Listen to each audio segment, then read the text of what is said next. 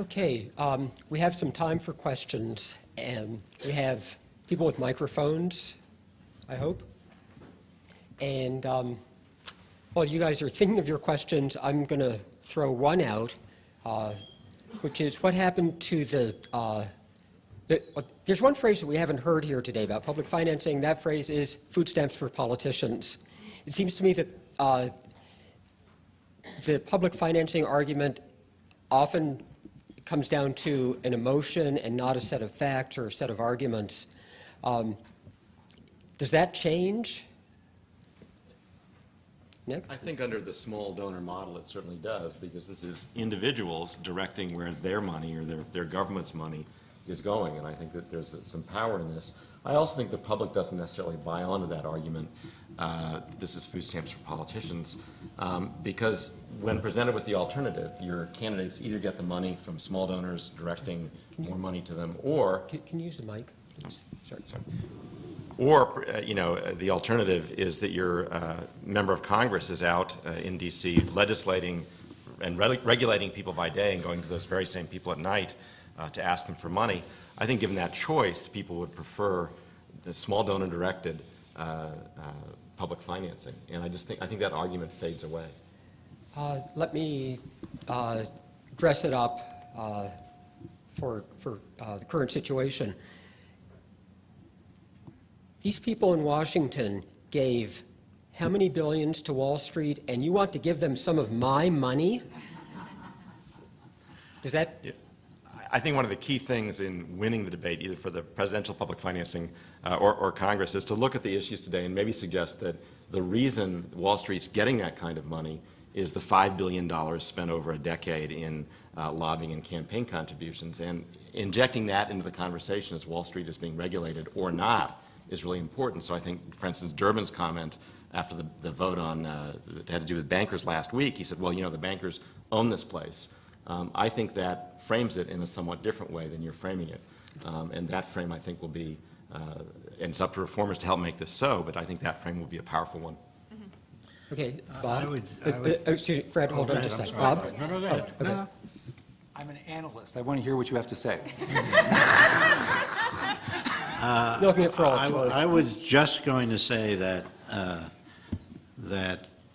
these are arguments that are made, but at least in my experience, when you get down to it, the overwhelming battle in terms of congressional public financing is the extraordinary advantage that incumbents have under the existing systems and the extent to which they have to give up very large financial advantages in order to adopt a congressional public financing system.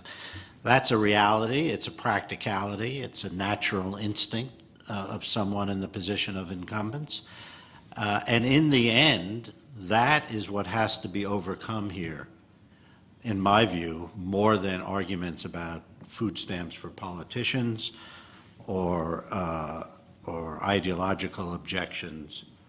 As I pointed out, in 1994, it was the House Democrats, the House Democratic leadership in particular, who prevented a conference that the Senate Democrats, led by George Mitchell and David Boren, desperately wanted to get a new law enacted.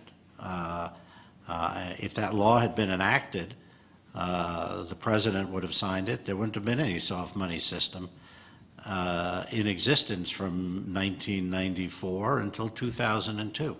But there's this ingrained basic problem that we have to overcome to win a public financing system for legislators. Bob?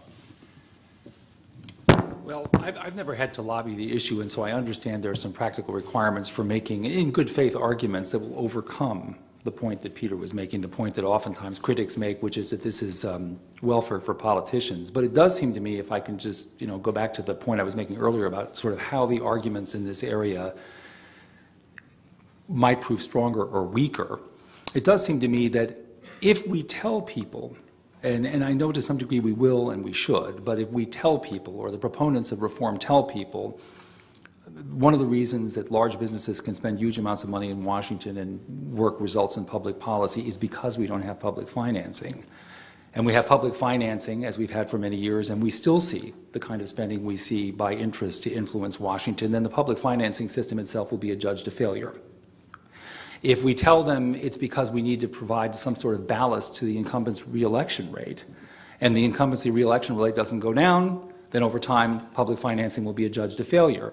And that's one of the reasons why I would, without discounting the significance of those arguments or the passion or the good faith of these arguments, I would hope that we find a way to engage the public in a more modest set of arguments about the role that public funding plays. One thing I had in mind was, Beth talks about people who can't otherwise run.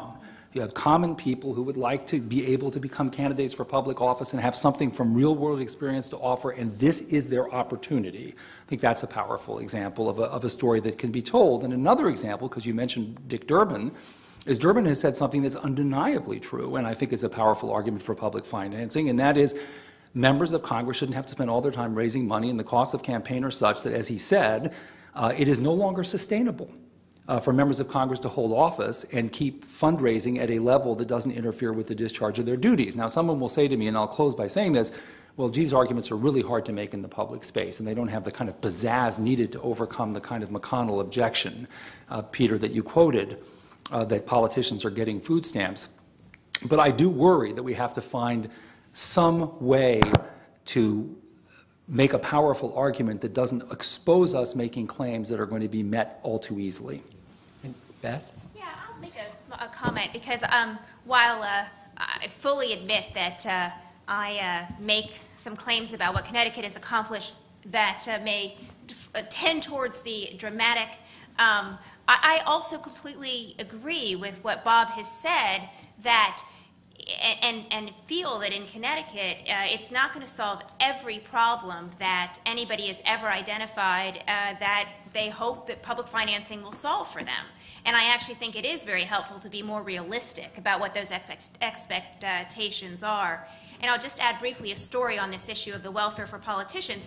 So we certainly had a lot of people vote against public financing in Connecticut that ultimately signed up and used the program. Well, some of those same people then made part of their platform while running on public money the fact that they thought it was really terrible that public money was paying for their bumper stickers. Only in Connecticut. So, and ultimately, it does come down to, like so many people here have already said, if you believe that that's what it's about, paying for their bumper stickers, and I don't doubt what they are saying, that that's what they believe, then you're going to agree with them. And if you believe that it's about restoring trust and faith in governance, then, which is, a different set of beliefs, then you're going to disagree with them. But Okay. Yeah, right in front. yes. Wait for the mic, please. Thanks. Thank you. I'm not running for office right now.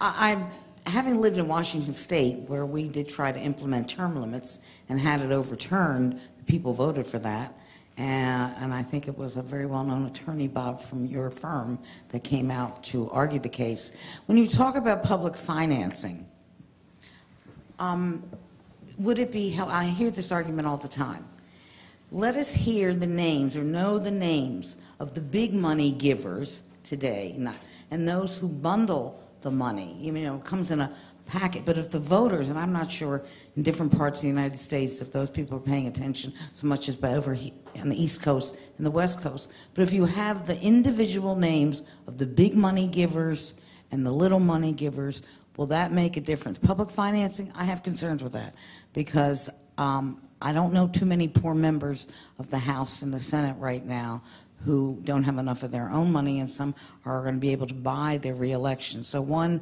should we publicize the names of the big money donors? Do we need to start looking at term limits? Would that work?